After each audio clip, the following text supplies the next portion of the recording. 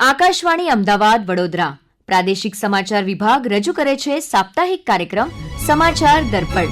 કાર્યક્રમની શરૂઆતમાં નજર કરીએ આ અઠવાડિયાની મુખ્ય ઘટનાઓ પર. રાજ્યની સ્થાનિક સ્વરાજ્ય સંસ્થાઓની ચૂંટણીમાં ભાજપનો દબદબો. 9,000થી વધુ બેઠકોમાંથી મોટાભાગની બેઠકો પર કેસરીયો લહેરાયો. પ્રધાનમંત્રી નરેન્દ્ર મોદીએ મન કી બાત કાર્યક્રમમાં નવીનીકરણીય ઉર્જા ક્ષેત્રે ગુજરાતની કામગીરી બિરદાવી. કચ્છના રાજહંસને પર્યાવરણ સંરક્ષણનું પ્રતીક ગણાવ્યું. સમગ્ર રાજ્યમાં ગરમીનું તીવ્ર મોજું. અમદાવાદમાં ઓરેન્જ એલર્ટ જાહેર અને લૂથી બચવા તબીબોની વિશેષ સલાહ. રાજકોટ જામનગર હાઈવે પર 500 કરોડ રૂપિયાના ખર્ચે રાજ્યના સૌથી મોટા સદભાવના વૃદ્ધાશ્રમ પરિસરનું નિર્માણ. 5,000 નિરાધર વડીલોને મળશે આશરો.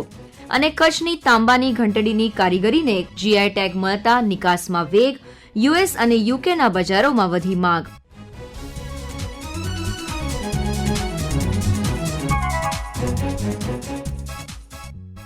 નમસ્કાર શ્રોતા મિત્રો. રાજ્યમાં રવિવારે યોજાયેલી સ્થાનિક સ્વરાજ્યની ચૂંટણીના પરિણામો જે રીતે સામે આવી રહ્યા છે તે જોતા સ્પષ્ટ જણાય છે કે જનતાએ સત્તારૂઢ ભાજપ પર મોહર મારી છે. રાજ્યની 15 મહાનગરપાલિકા, 84 નગરપાલિકા, 34 જિલ્લા પંચાયત અને 260 તાલુકા પંચાયતોની 9,200થી વધુ બેઠકો માટે થયેલી આ મતગણતરીમાં ભાજપ જંગી લીડ તરફ આગળ વધી રહ્યો છે. આ ચૂંટણીના પરિણામો અંગે સાંભળીએ એક વિશેષ અહેવાલ. રાજ્યમાં સ્થાનિક સ્વરાજ્ય સંસ્થાઓની ગયા રવિવારે યોજાયેલી ચૂંટણીમાં ભારતીય જનતા પાર્ટીએ અભૂતપૂર્વ જીત હાંસલ કરી છે. પાર્ટીએ અમદાવાદ, સુરત, વડોદરા, રાજકોટ, જામનગર, ભાવનગર અને નવસારી, ગાંધીધામ, મોરબી, વાપી, આણંદ, નડિયાદ, મહેસાણા, પોરબંદર અને સુરેન્દ્રનગર જેવી નવી બનેલી મ્યુનિસિપલ કોર્પોરેશનમાં અત્યાર સુધીની સૌથી મોટી જીત મેળવી છે. રાજ્ય ચૂંટણી પંચના આંકડા મુજબ ભાજપે 9,200થી વધુ બેઠકમાંથી 7,424થી વધુ બેઠક જીતી છે. 1,720થી વધુ બેઠક કોંગ્રેસના ફાળે ગઈ છે. 740 બેઠકો પર અન્ય પક્ષોના ઉમેદવારો ચૂંટાયા છે. મહાનગરપાલિકામાં ભાજપે 937, કોંગ્રેસે 95 અને અન્ય પક્ષને 12 બેઠક મળી છે. તો નગરપાલિકાઓમાં ભાજપે 1,988 બેઠક જીતી છે, જ્યારે કોંગ્રેસે 459 અને અન્ય પક્ષે 177 બેઠક જીતી હોવાના અહેવાલ છે. જિલ્લા પંચાયતોમાં પણ ભાજપે 887 બેઠક જીતી છે, જ્યારે કોંગ્રેસે 136 અને અન્ય પક્ષે 60 બેઠક પર ખાતું ખોલાવ્યું છે. તો તાલુકા પંચાયતમાં ભાજપને 3,612, કોંગ્રેસને 1,039 અને અન્ય પક્ષને 491 બેઠક મળી છે. સ્થાનિક સ્વરાજ્યની ચૂંટણીમાં ભાજપના ભવ્ય વિજય બદલ પ્રધાનમંત્રી નરેન્દ્ર મોદીએ ગુજરાતની જનતાનો આભાર માન્યો છે. તેમણે કહ્યું, રાજ્ય સરકારના પ્રજાલક્ષી અને વિકાસમૂલક કાર્યોને માન્યતા આપતા ગુજરાતના લોકોએ સુશાસનની રાજનીતિ પર ફરી એકવાર વિશ્વાસ વ્યક્ત કર્યો છે. પ્રધાનમંત્રીએ નોંધ્યું કે મતદારોએ ફરી એકવાર પક્ષની વર્ષોની મહેનતને આશીર્વાદ આપ્યા છે અને ખાતરી આપી છે કે સરકાર ગુજરાતને પ્રગતિની નવી ઊંચાઈઓ પર લઈ જવા માટે વધુ જોશ સાથે કામ કરશે. રાજ્યની સ્થાનિક સ્વરાજ્યની ચૂંટણીમાં ભાજપના ભવ્ય વિજય બદલ મુખ્યમંત્રી ભૂપેન્દ્ર પટેલે સૌ વિજેતા ઉમેદવારોને, પક્ષના કાર્યકર્તાઓને તથા પક્ષના શીર્ષ નેતૃત્વને હાર્દિક અભિનંદન પાઠવ્યા તેમજ રાજ્યના નાગરિકોનો આભાર માન્યો.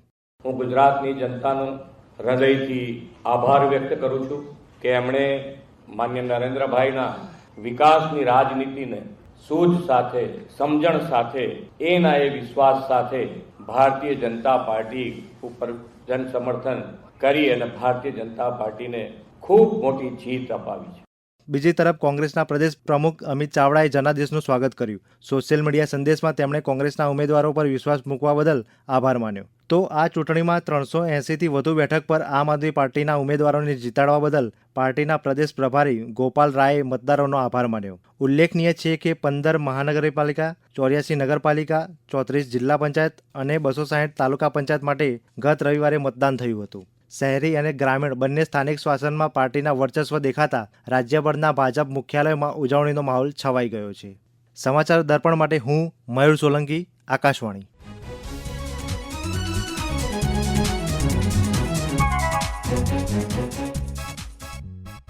રાજકીય ગરમાવા બાદ હવે વાત કરીએ પ્રધાનમંત્રીના સંવાદની.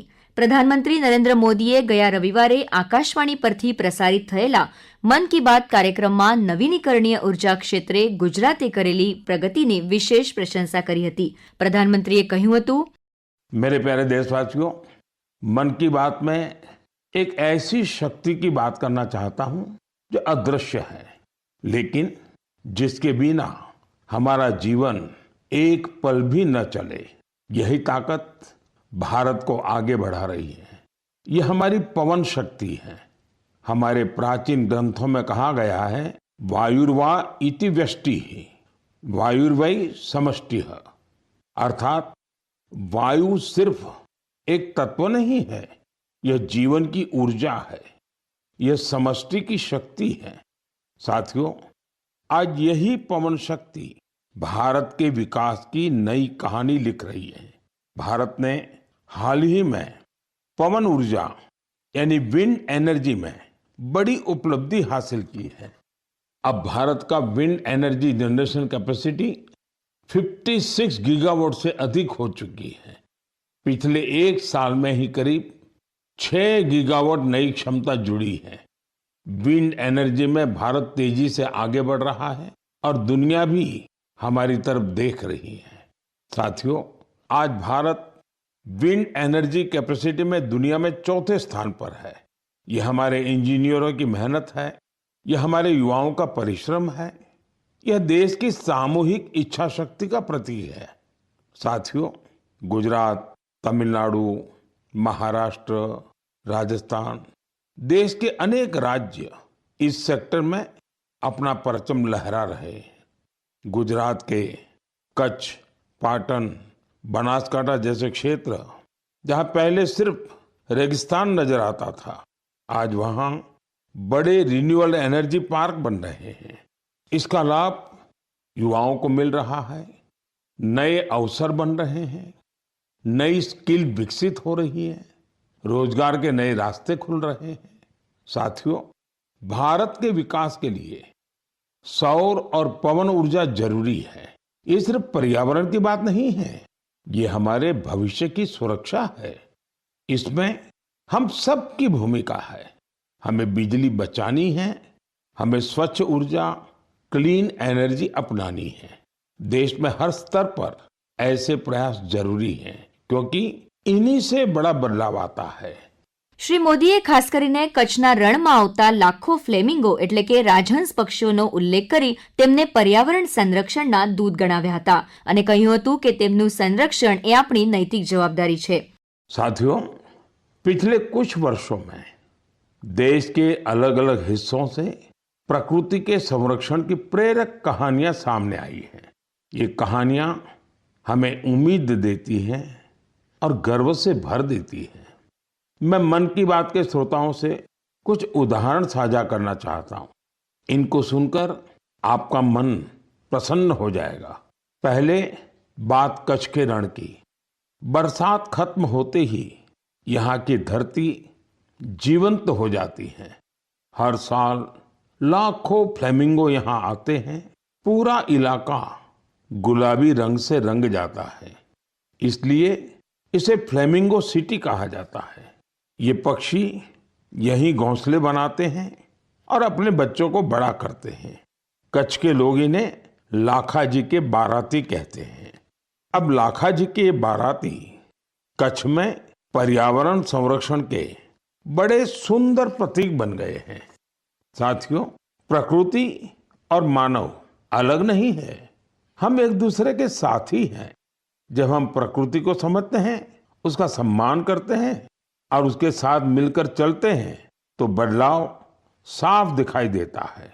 आज यही बदलाव देश के कोने कोने से नई उम्मीद बनकर सामने आ रहा है। પ્રધાનમંત્રીએ ગરમીની આ મોસમમાં લૂથી બચવા બિનજરૂરી બહાર જવાનું ટાળવાનું પણ કહ્યું હતું। साथियों, यह समय स्कूली बच्चों की छुट्टियों का भी होता है। मेरा आग्रह है कि वे अपनी छुट्टियों का भरपूर आनंद लें और कुछ नया सीखने का प्रयास करें। गर्मियों के इस मौसम में आप सभी अपने स्वास्थ्य का भी पूरा ध्यान रखें।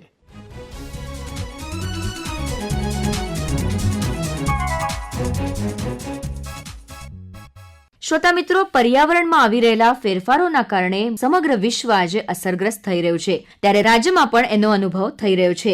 આ વર્ષે અત્યારથી જ કાળઝાળ ગરમીનો અનુભવ થઈ રહ્યો છે। એપ્રિલ મહિનાના અંતિમ દિવસોમાં જ તાપમાનનો પારો 43 ડિગ્રીને પાર કરી ગયો છે। હવામાન વિભાગે આગામી 6 દિવસ સુધી અમદાવાદમાં ભીષણ ગરમીનું ઓરેન્જ એલર્ટ જાહેર કર્યું છે। આ આકરી ગરમી અને લૂથી બચવા માટે તબીબો ખાસ સાવચેતી રાખવા જણાવી રહ્યા છે। નાગરિકોએ પોતાની જાતને લૂથી કેવી રીતે બચાવવી તે અંગે વિગતો આપી રહ્યા છે ડોક્ટર બ્રિજેશ પટેલ. આગામી દિવસોમાં ગરમીથી બચવા આ બાબતોની આપ કાળજી રાખી શકો છો. જેમ કે બહાર જતી વખતે સાથે પાણીની બોટલ રાખવી જરૂરી છે અને પુષ્કળ પ્રમાણમાં પ્રવાહી પીવા જોઈએ. જેમ કે લીંબુ શરબત છે, નારિયેળ પાણી છે, છાશ છે અથવા અન્ય પ્રવાહીનું પણ સેવન કરવું જરૂરી છે. જોડે તાજા ફળો અને શાકભાજીનું સેવન બી કરવું અને ચા, કોફી અને સોડાવાળા પીણા પીવાનું એકદમ ટાળવું જોઈએ. બહાર જતી વખતે સાથે તમે છત્રી કે ટોપી, સ્કાર્ફનો બી ઉપયોગ કરી શકો છો અને બને તો લાંબો સમય તડકામાં ન રહેવું જોઈએ. અને ખાસ વિશેષ કે નાના બાળકો અથવા વૃદ્ધ અને સગર્ભા સ્ત્રીઓનું ખાસ ધ્યાન રાખવું જોઈએ. બીજું કે અતિશય ગરમીના લીધે લૂ લાગવાથી આ રીતે આપણે લક્ષણો આવી શકતા હોય છે. જેમ કે ગરમીથી અળાઈઓ થવી જોઈએ, ખૂબ પરસેવો અને અશક્તિ બી લાગી શકે છે, માથાનો દુખાવો અને ચક્કર બી આવી શકે છે અને લાલ ચામડી કે સૂકી અને ગરમ થઈ જવી, સ્નાયુમાં એકદમ અસહ્ય દુખાવો બી થઈ શકે છે, અશક્તિ આવી શકે છે, ઘણા કેસીસમાં ઉબકા, ઉલટી થવી, આ બધા લક્ષણો અતિશય ગરમીને લીધે આવી શકતા હોય છે. તો બને તો ORS નું પ્રમાણ બી ખૂબ રાખવું જરૂરી છે જોડે. અને કઈ બી ઇમરજન્સી હોય તો તાત્કાલિક 108 નો સંપર્ક કરવો જોઈએ અને કોઈ નજીકના સરકારી દવાખાના અથવા કોઈ બી મેડિકલ પ્રેક્ટિશનર ત્યાં જઈને એમને સલાહ અને સૂચન લેવું જરૂરી છે.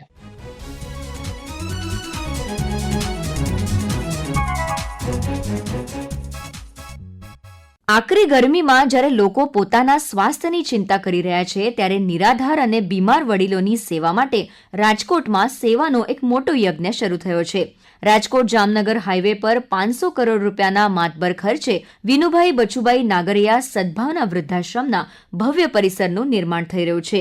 1400 રૂમ ધરાવતા આ આશ્રમમાં 5000 જેટલા નિરાધાર, પથારીવશ અને બીમાર વડીલોને નિઃશુલ્ક પ્રવેશ આપવામાં આવશે. આ સંસ્થાની વિશેષતા એ છે કે અહીં કોમામાં રહેલા વડીલો અને કેન્સરગ્રસ્ત દર્દીઓની પણ સેવા કરવામાં આવશે. આ પ્રોજેક્ટ વિશે વધુ માહિતી આપી રહ્યા છે શ્રી ધીરેન્દ્ર કાનાબાર. મારું નામ ધીરેન્દ્ર કાનાબાર, સદભાવના વૃદ્ધાશ્રમ રાજકોટ. સંસ્થામાં અત્યારે 700 જેટલા વડીલો બીમાર કે અન્ય વડીલો છે અમારી પાસે હાજર. 400 વડીલો બિલકુલ પથારીવશ છે. સંસ્થા આખા દેશમાંથી એવા વડીલોને નિઃશુલ્ક આવકારે છે જેને દીકરા નથી, જેની પાસે મોટી મિલકત નથી કે પેન્શનની કે એવી કોઈ આવક નથી. રાજકોટમાં સંસ્થા 5000 વડીલો રહી શકે એવો વિશ્વનો સૌથી મોટો વૃદ્ધાશ્રમ 500 કરોડના ખર્ચે બનાવવા જઈ રહી છે.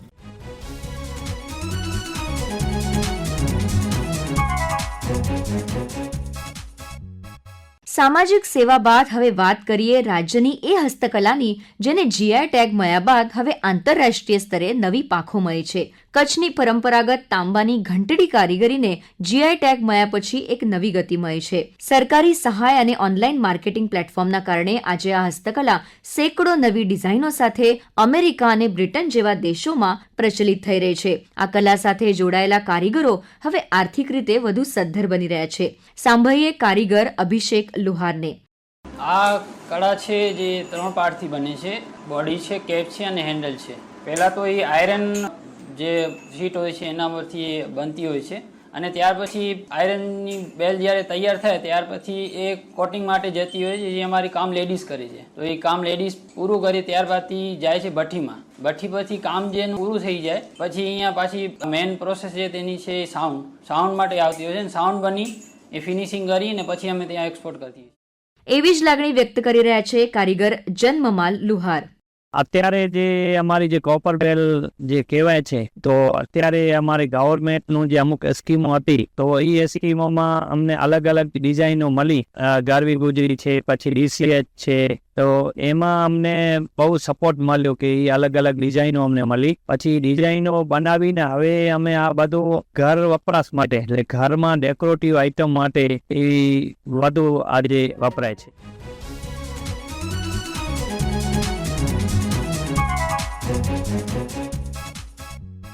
તો શ્રોતા મિત્રો, ચૂંટણીના જનાદેશથી લઈને કચ્છની ઘંટડીઓના રણકાર સુધીના અહેવાલો સાથે સમાચાર દર્પણનો આજનો અંક અહીં પૂર્ણ કરીએ છીએ. ફરી મળીશું આવતા મંગળવારે રાત્રે 9:15 કલાકે એક નવા અંક સાથે. ત્યાં સુધી નમસ્કાર. સમાચાર દર્પણ કાર્યક્રમ આકાશવાણી અમદાવાદ વડોદરાના પ્રાદેશિક સમાચાર વિભાગ દ્વારા દર મંગળવારે રાત્રે 9:15 રજૂ કરવામાં આવે છે. સંકલન સાહિલ પટેલ, લેખન, સંપાદન અને રજૂઆત અપર્ણા ખૂંટ. પ્રસ્તુતિ આકાશવાણીના પ્રાદેશિક સમાચાર વિભાગની.